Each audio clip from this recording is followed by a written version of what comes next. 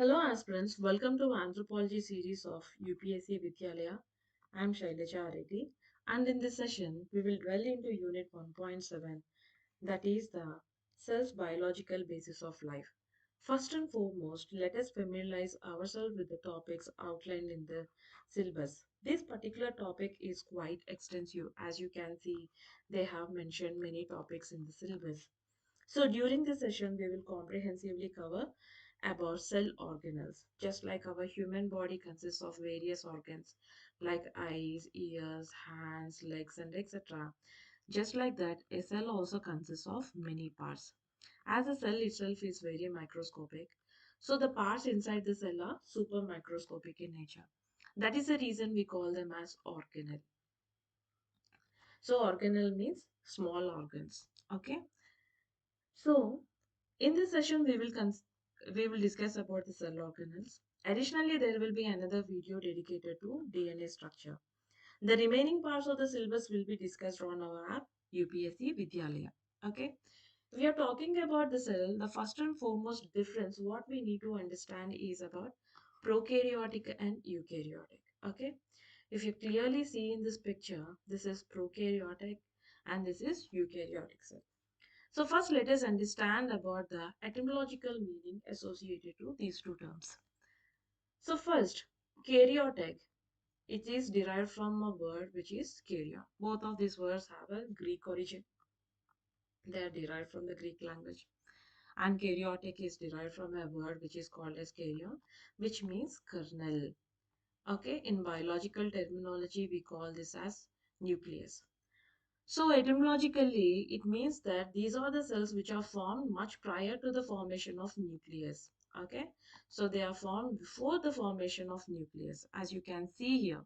Okay, and eukaryotic in Greek language, eu means true, and karyon means nucleus. So these are the cells which contain true nucleus. As you can see, this is your nucleus. One can easily identify by seeing this picture that prokaryotic cells are smaller in size, whereas eukaryotic cells are larger in size. In prokaryotic cell, you cannot see or you cannot identify as many as organelles which are found in the eukaryotic cell. Okay, so in prokaryotic cell, this is the thread-like structure which is freely floating in the cytoplasm. So what is cytoplasm? Cytoplasm, which means gel-like fluid structure which is present inside the cell. Okay, in this picture you can clearly see. Can you see? This is the cytoplasm and all the cell organelles. So this is your mitochondria, this is nucleus, this is your endoplasmic reticulum, these are the Golgi apparatus.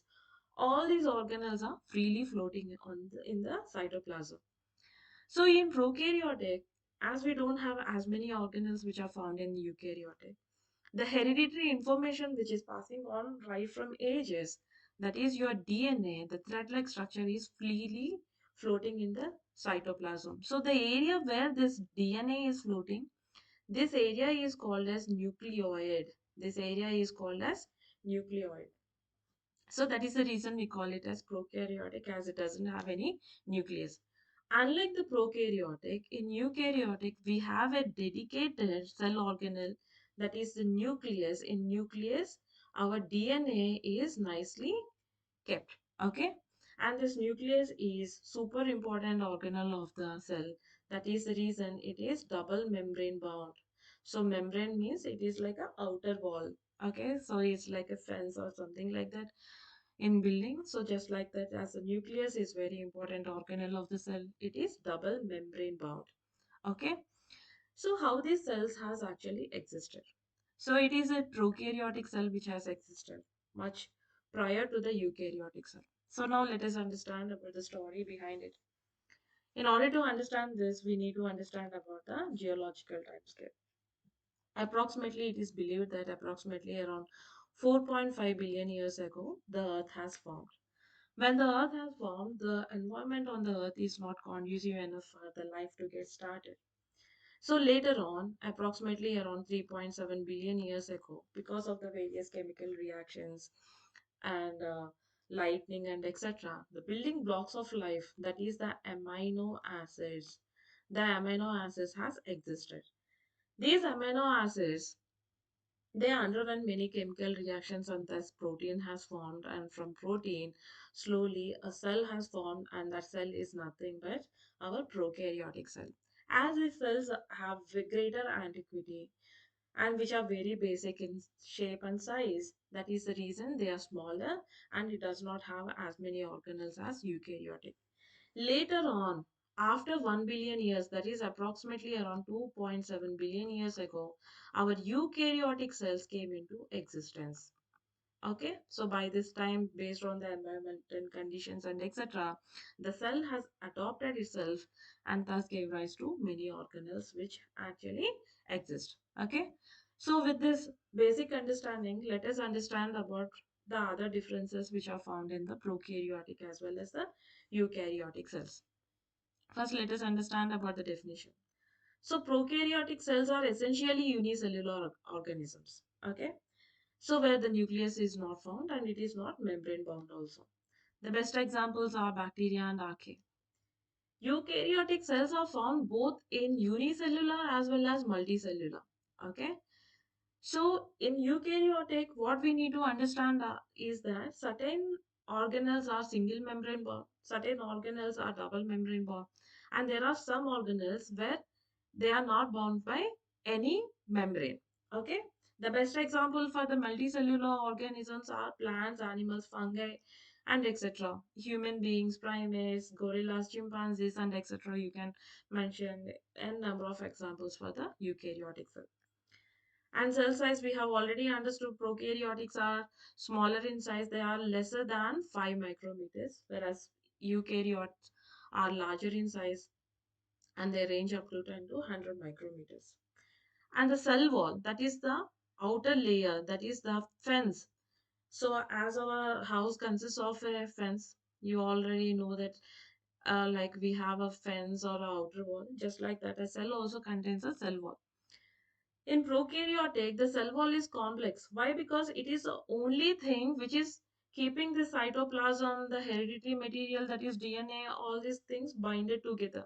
So that is the reason in prokaryotic the cell wall is complex, whereas the eukaryotes the cell wall is not complex because it has three parts. That is the glycocalyx, cell membrane. We will discuss about all these things in the later part of the lecture. Okay.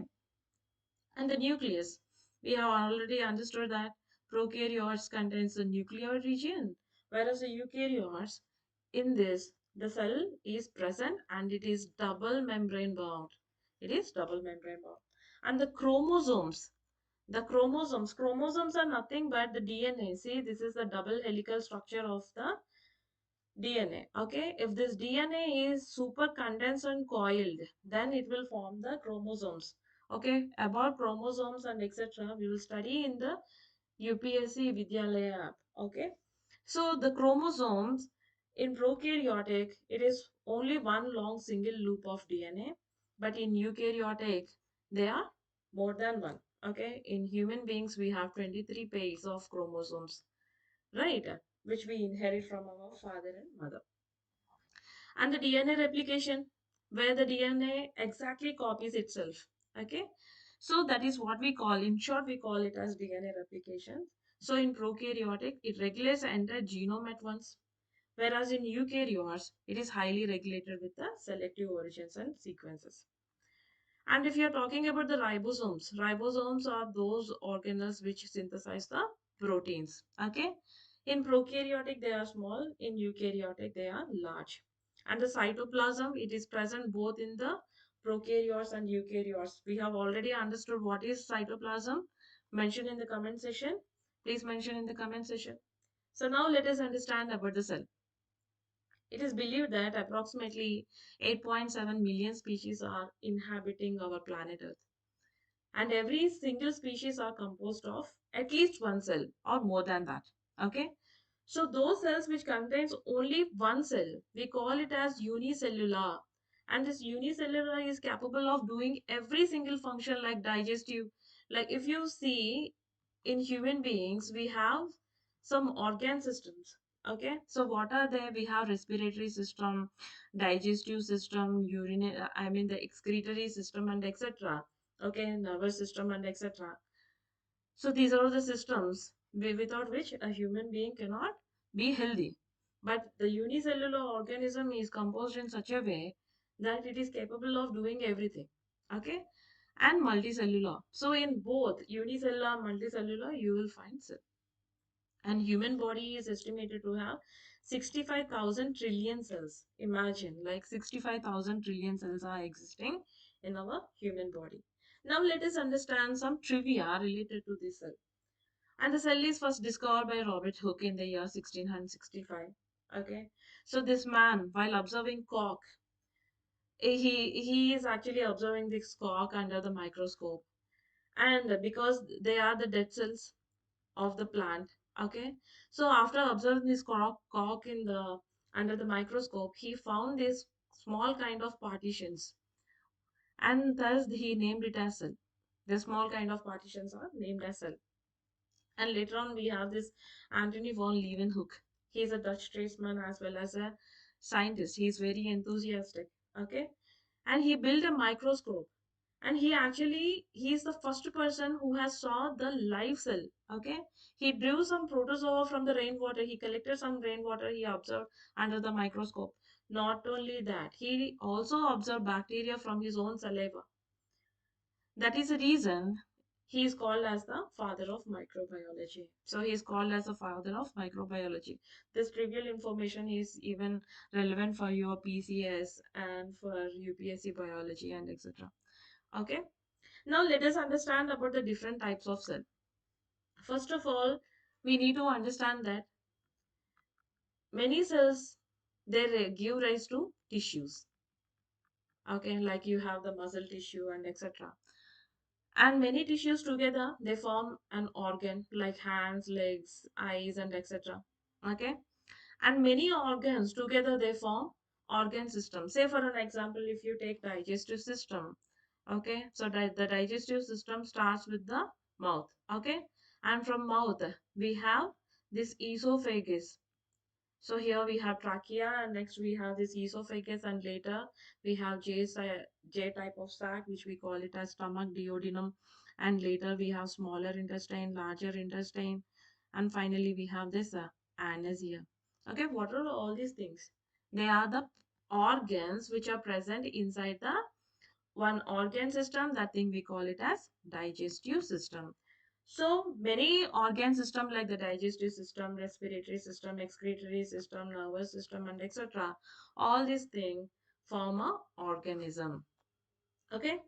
So the basic differentiation between the cell, what we have understood, that is a unicellular, the single cell.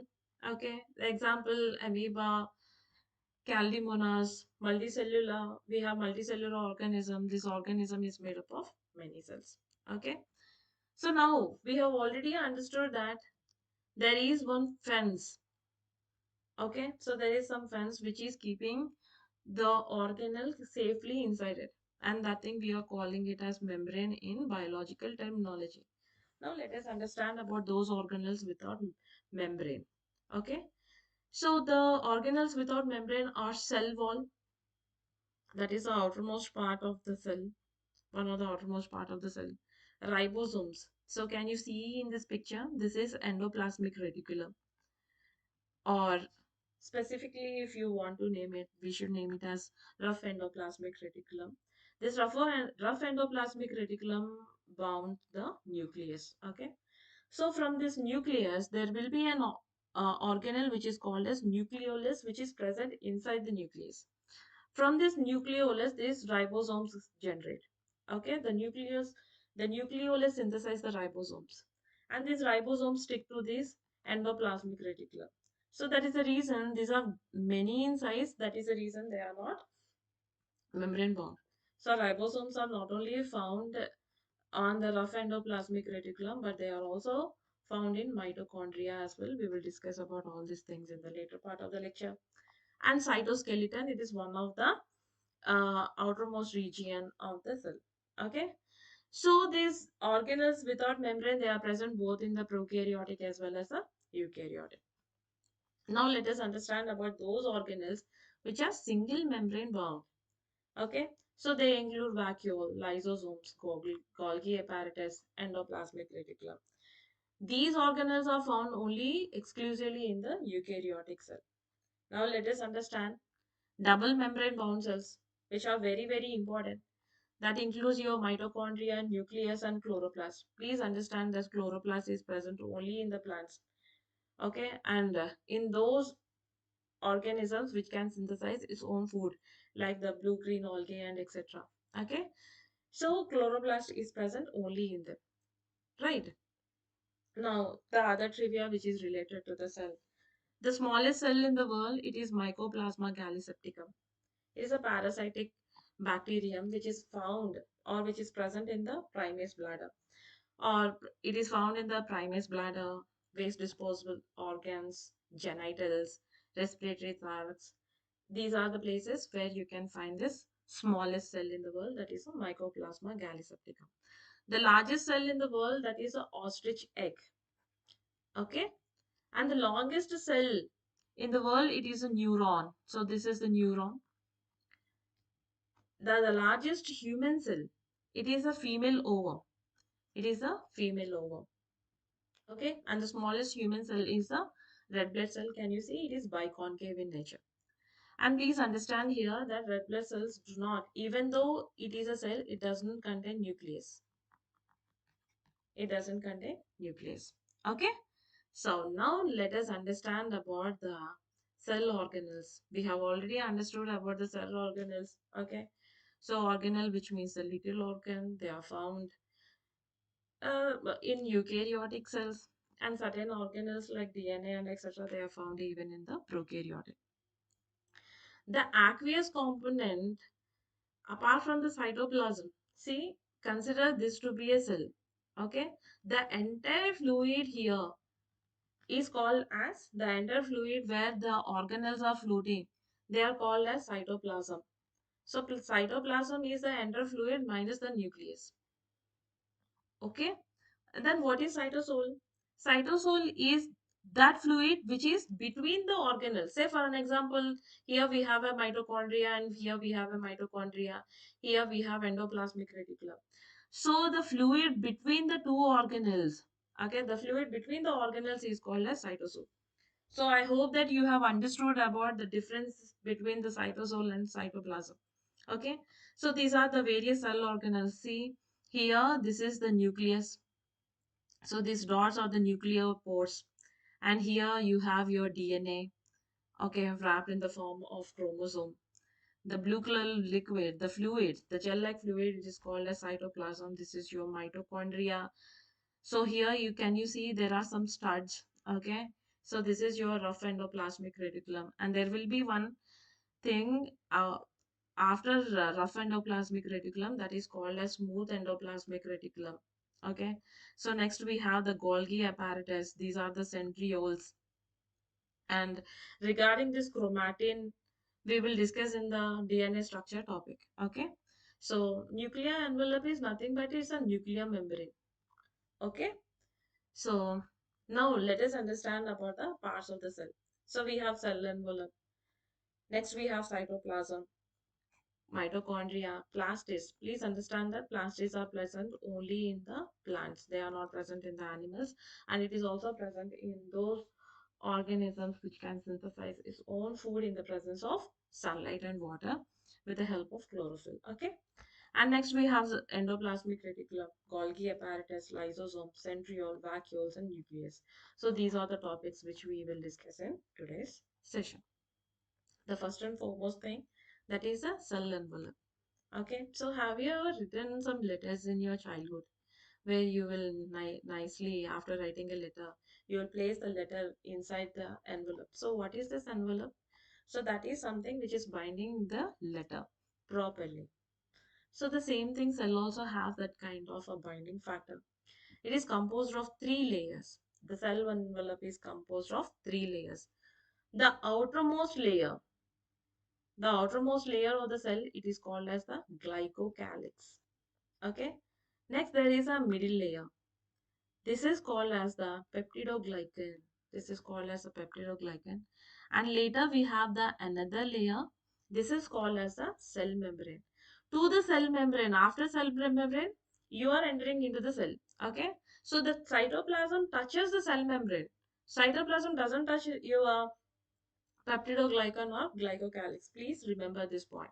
Okay. So cell membrane can also be called as plasma membrane, and it is made up of phospholipids and protein molecules. Regarding these three, we will understand elaborately in our app. Okay. Now let us understand about the cytoskeleton. Okay. So what is the purpose of skeleton in our human body? Tell me. So it provides us a shape and structure. Isn't it true or not? Just like that in cell also, the cytoskeleton, which acts as a skeleton and muscle and provides the shape and structure. Okay, like you will have some oval shaped cell, okay, and you have some round cells, biconcave shaped cells. So how this shape and structure is provided to them? It is because of the cytoskeleton. Okay, and the cytoskeleton function is to help the organelles move around within the cell. So this is the main function of the cytoskeleton. Now the one of the most important part of the cell, the important organelle of the cell, that is your mitochondria. It is discovered by Altman, and the term mitochondria is coined by Carrie Benda.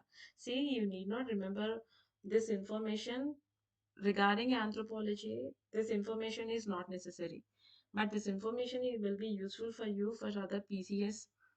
Okay, if you're writing SSC exams, and also for the biological part in the UPSC syllabus. Okay, so mitochondria is called as a powerhouse of the cell.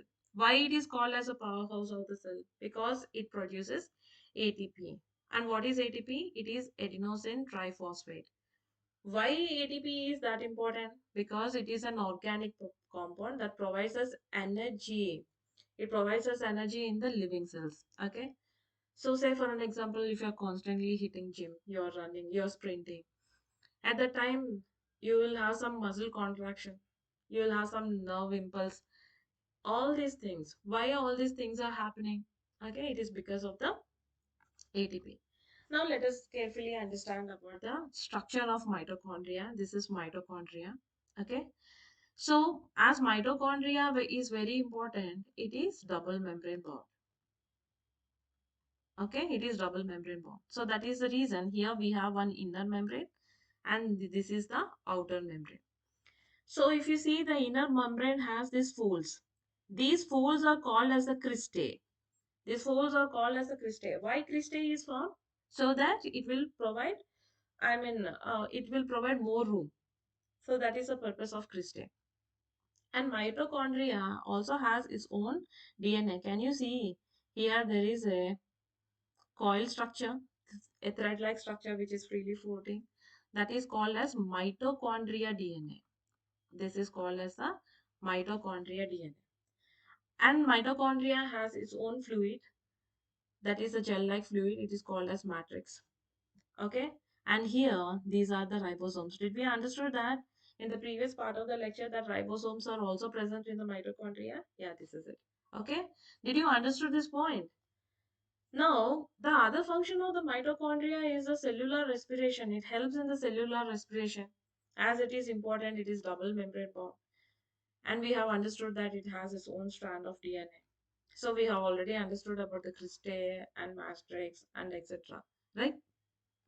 So what is the purpose of inner membrane and ATP, which we have already understood.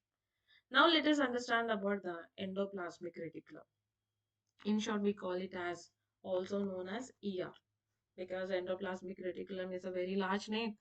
Okay, we write it as ER. So this is the endoplasmic reticulum and it is the organelle which surrounds the nucleus. Okay. So it is a network of membranous canals and it is filled with the fluid. It is a membranous canal and it is filled with the fluid. And what is the function of this endoplasmic reticulum? They are used for the transportation purpose. They transport materials throughout the cell. So endoplasmic reticulum is categorized into two parts. So one is the rough endoplasmic reticulum, the other one is the smooth endoplasmic reticulums. So inside the nucleus, we have understood that there is an organelle which is called as nucleolus where the ribosomes are synthesized. So these ribosomes, they come out through the nuclear pores. there will be some nuclear pores. From this nuclear pores, these ribosomes come and they stick on to this rough endoplasmic reticulum. Okay, so right. So there are we have already understood like what is the rough endoplasmic reticulum and smooth endoplasmic reticulum. Okay, so these rough endoplasmic reticulum, they are composed of cisternae, tubules, and vesicles. They are found throughout the cells and they are studded with the ribosomes and involved with the protein manufacture. And smooth endoplasmic reticulum, they are used for the storage purpose and they are associated with the production of lipids. What do you mean by lipids? Lipids are fatty, waxy, oily compounds. And these are soluble in organic solvents. They are not soluble in the polar solvents like water. Okay, lipid comprises of fats and oils. Have you ever saw fat dissolving in the oil? I mean, fats dissolving in the like ghee or vegetable oil. Have you ever saw these things dissolving in water? They will never dissolve. Okay, so this lipids comprises of fats, oils, phospholipids, lipids, steroids. These are used for the detoxification of the cell. So that is the function of smooth endoplasmic reticulum. Now let us understand about the ribosomes. Okay. So ribosomes are used for the protein synthesis. This is very important topic, protein synthesis. So protein synthesis can be asked in the examination. Okay. So they are found attached to the rough endoplasmic reticulum. They are floating freely in the cytosol. Now mention in the comment section what is the difference between cytosol and cytoplasm. Okay, so we have already discussed in the earlier part of the lecture. Okay, while the lecture is going, I advise all the aspirants to please take down the notes. Okay, so they are produced in the part of the nucleus which is called as the nucleolus. And now let us understand about the polypeptide. They are the chains of amino acids. So what are amino acids called that? They are called as building blocks of life. So these amino acids, because of the chemical reaction, they turn out into proteins. So proteins are made up of one or more polypeptide. Okay, in order to synthesize these ribosomes are important. Now let us understand about the Golgi apparatus. They, after seeing this, what you can understand? Are they looking like stack of plates? Okay. So what is the function of Golgi apparatus? They store, modify, and they package the proteins. And the molecules are transported to and from. Okay, so it is also used as a transportation material to and from because of the Golgi apparatus by means of the vesicles. These are the vesicles. Now let us understand about the lysosomes. They are called as the garbage disposal of the cell. Not only that, they are called as the suicide bags of the cell. Okay, they are called as the suicide bags of the cell. Okay, why they are called as suicide bags of the cell? Because they produce the one type of enzyme where it will destroy the entire cell. So that is the purpose of lysosomes. So it contains digestive enzymes that break down the base. That is the reason they are called as the suicide bags of the cell. Now let us understand about the centriole. Can you see the centriole as a tubule-like structure? Okay. So what is the importance of this centriole? They aid in the cell division. Okay. So cell division is one of the important topic which is mentioned in our syllabus. Okay. So we will discuss about mitosis and meiosis in the later part of the lectures in app. Okay. They are usually found in animal cells. So these are the microtubules. They are made up of microtubules. Now let us understand about the vacuoles. So what do you mean by vacuoles? They are the large central vacuoles, which are, I mean, the larger vacuoles are found in the plants. Usually in animals, smaller vacuoles are found. So these are the vacuoles. And here we have the cell wall. What is the function of vacuole? They store. They store water, food, enzymes, waste, pigments, and etc. So in the case of plants, they store pigments. Okay. So if a leaf is actually appearing in green in color, that is because of the presence of a plastid called as chlorophyll. Okay. So if doesn't have this it is leuco, it doesn't contain any color. So then the leaf will turn out to be white in color. Okay. Now the important part or important organelle of the cell, that is the nucleus. So nucleus is a place where it keeps the entire information of the cell, and it is derived from the Latin word which means kernel or nut. Okay, from Latin, Greek also. I mean the Greek language also derived the same meaning, and it is discovered by Robert Brown in the year 1831. And why we are calling it as important part, because it is a control center of the cell, and not only that, it is the largest organelle. It is the largest cell organelle. Why it is the largest cell organelle? Here, your 6 foot DNA is coiled up in the form of chromosome, in the form of chromosome. Like in the later parts of the lecture, we will write chromosome, we will draw chromosome in this way for our convenient purpose. Okay, so that is the reason it contains vacuole, and it contains its own fluid, gel-like fluid, which we call it as nucleoplasm. So that is the reason nucleus is the largest cell organelle. So because it is very important, obviously it should be double membrane bound. Can you see here the pores? Not anything and everything can enter the nucleus. There are only certain material which the nucleus allows to enter in it. Okay? And the nucleus is present in all cells. However, it is absent in the mammalians RBCs. What do you mean by mammals? Mammals usually contains thick body coat which we call it as fur, but it is absent in the human beings. Okay? And they are warm blooded. They are warm blooded. Okay? And they have mammalian glands. So because of this mammalian glands, they can feed their younger ones. Right? And the nucleus contains, we have already understood nucleoplasm. So nucleoplasm, it is a gel-like fluid, is a viscous liquid, and it is actually surrounded in the entire nucleus. So this is the nucleoplasm. And nucleus, I mean nucleoplasm is that thing minus nucleolus. Everything in the nucleus actually floats in the nucleoplasm only. Okay, and a network of fibers known as the nuclear matrix can also be found in the nucleoplasm. Right? There are two primary functions of the nucleus. What are they? It is responsible for storing the cell's hereditary material. So, have you ever observed certain traits which you see in your father, mother, grandfather, grandmother, or some mama, someone? Okay, they are reflecting in you. Why it is happening? It is because the transformation of hereditary material. And who is responsible for that? That is your deoxyribonucleic acid, DNA. Okay, so it is one of the important function of the nucleus. And not only that, it is also responsible for coordinating many of the important cellular activities such as protein synthesis, cell division, growth, and other important function.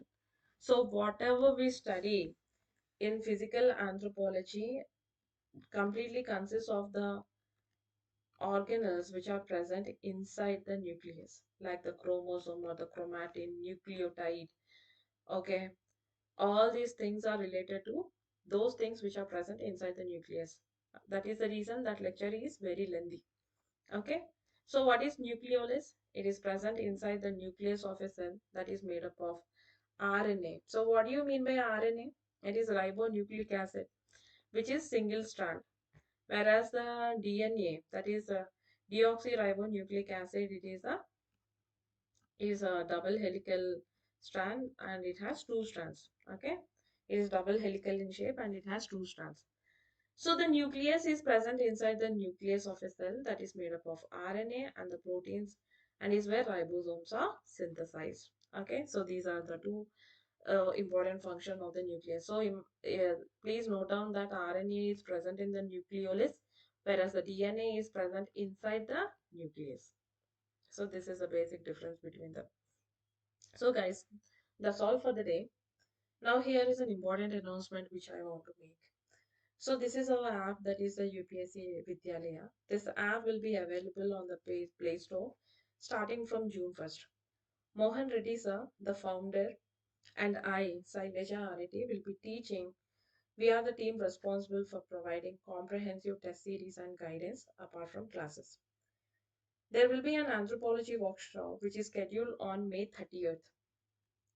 Okay, so which is mentioned like it is actually we are conducting that workshop on May 30th and 31st at sharp 7:30 p.m. It will be conducted both in our app as well as the Zoom. We extend an invitation to all aspiring candidates interested in anthropology to enroll in our class sessions and test series. We offer two test series options, a long-term mentor program which consists of, so here we are offering two test series, long-term. So this long-term plus there is a mentorship program. It consists of 40 tests. And there is a short-term test series also. It consists of 10 tests. The class sessions will run for 4 months. Within our app, we will take these sessions. We will cover everything outlined in the syllabus. For those who are interested, we have provided the link to our Telegram group in the description box. Kindly click on the link to join our group. Okay, if you have any further doubts and queries, contact us. This is our contact number. This is our Telegram link. I will also pin it or mention in the description box. Hope you have enjoyed our session. Thank you. Please do like, share, and subscribe. Hit the bell icons. Whenever we are releasing a new video, you will get notified. Okay? So we'll meet in the other session. Till then, take care and bye.